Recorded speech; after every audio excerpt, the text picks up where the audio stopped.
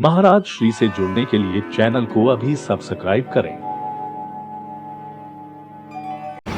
जय श्री कृष्ण। परमपिता परमात्मा की कृपा से आप सभी लोग अच्छे होंगे। स्वामी रामतीर्थ कर्मों की जब व्याख्या करते हैं तो कहते हैं कि कोई भी ऐसा इस संसार में नहीं आया जिसके अपने एक क्षणिक कर्म के भी पुण्य नहीं मिलते।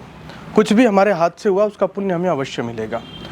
एक माता थी, बूढ़ी माता की कहानी सुनाते हैं। कहते हैं कि वो कभी दान पुण्य नहीं किया करती थी अपने जीवन में, परंतु एक संयोग ऐसा बना कि एक साधु महात्मा भागते भागते विचरण करते हुए भूख के मारे उस माता के पास आए और माँ को बोला कि हे माता, मैं एक ही घर में जाता हूँ, वहीं से भोजन पाता हूँ, और यदि तेरे घर में कुछ हो तो तू मुझे कुछ दे सकती है।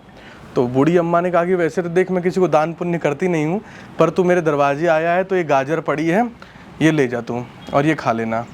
तो महात्मा ने गाजर लिया और चले गए। तो बूढ़ी अम्मा जब शरीर छोड़ रही थी उसके सामने गाजर ही गाजर दिखाई दे रही थी। तो उस गाजर ने कहा कि मैं तेरा पुण्य हूँ अम्मा, इसको पकड़ ले, मैं तुझे स्वर्ग ले चलूँगी। तो पुण्य आया अपना फल दिखाने के लिए। अम्मा ने कहा ठीक है, अच्छा हुआ गाजर दान किया था।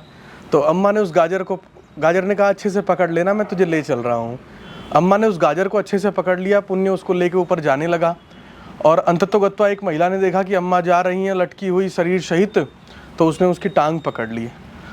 और टांग पकड़ने के बाद वो दूसरी सखी भी पुण्य की तरफ जाने लगी। फिर तीसरी महिला ने देखा कि ये भी पुण्य की तरफ जा रहे हैं, स्वर्ग में जा रहे हैं, तो हम भी इनकी टांग पकड़ लेते हैं। ऐसे ही सारी महिलाओं की एक लंबी कतार लग गई। अम्मा ने नीचे देखा कि ये तो पड़ोसी वड़ोसी सब लोग स्वर्ग की तरफ जा रहे हैं। तो अम्मा ने अपने दोनों हाथों को छोड़ा और दोनों हाथों से उस नीचे वाली चुड़ैल कह करके नीचे वाली स्त्री को मारा। और जैसे ही स्त्री को मारा वैसे ही गाजर हाथ से छूट गई जो पुण्य की ओर ले जा रही थी। और अम्मा ने देखा कि मैं तो एकदम स्वर्ग जा रही थी और ये कहाँ नरक में आ गई। तो फिर कर्मों ने, गाजर ने, एक आकाशवाणी ने कहा कि अम्मा, जा तो तू स्वर्ग की ओर रही थी, तेरे पुण्य थे, परंतु तूने ईर्ष्या भरे मन से देख दूसरों का सुख बर्दाश्त नहीं कर पाई, इसलिए अब नरक में जा रही है।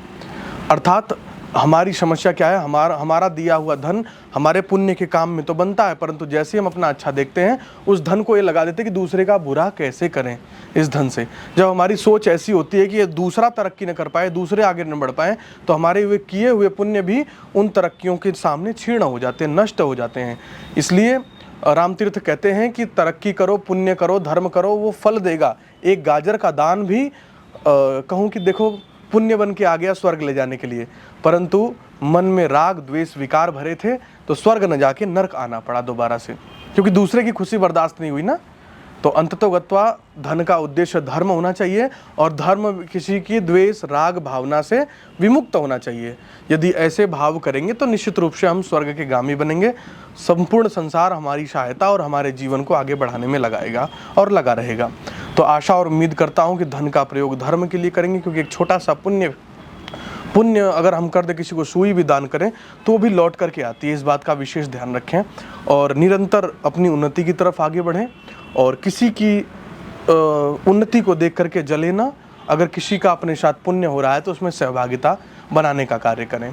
इतना ही कह के मैं अपनी वाणी को विराम देता हूँ। जय श्री कृष्ण।